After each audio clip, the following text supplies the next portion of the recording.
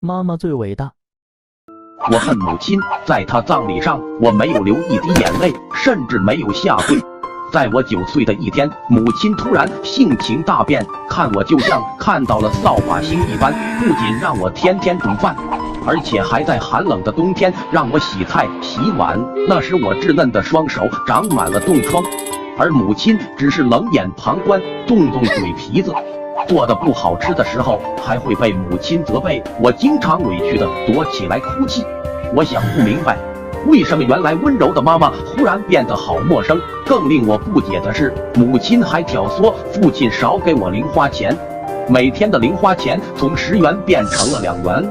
从此我每天早上只能啃馒头，每当看到同学们有零食吃的时候，我也只能远远地看着咽口水。从那个时候起，我恨透了母亲。10岁半的时候，母亲住进了医院，我不愿意去探望她，就连最后一眼都是被父亲拖到病房门口。此时的母亲脸色苍白，看到我的到来，脸上浮现一丝笑意。我想起了她对自己的种种苛刻，便转身离开医院，发誓永远也不会原谅母亲。3个月以后，母亲去世了。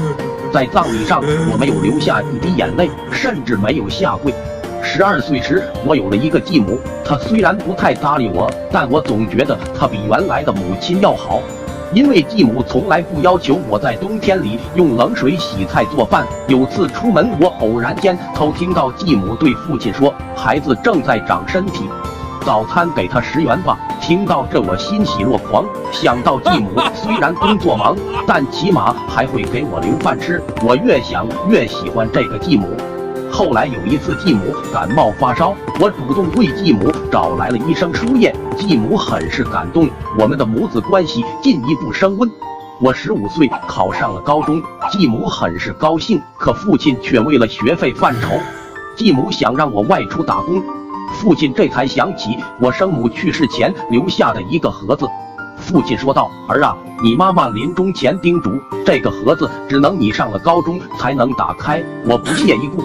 父亲愤怒地说道：“你妈生你养你不容易，无论你多恨都应该看一看。”我很不情愿地打开盒子，箱子里有一本存折和一张泛黄的书信。信上说道：“儿子，当你读到这份遗书时，妈妈已经长眠于地下，你现在一定恨透了妈妈吧？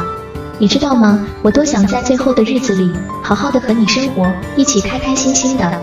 可我儿的路才刚刚开始，我担心走后你不会过日子，更担心你会拿我和继母比较，所以我拿定了主意，想办法让你恨我，越恨越好。生前你的外婆筹到了5万元给我治病，我没肯去医院，偷偷找人帮我存了下来，这些钱是我给你留的学费。你也长大了，以后好好的照顾自己。”我看着遗书，失声痛哭，狂奔至母亲的墓前，长跪不起。母亲的爱是这个世界上最不必怀疑的东西。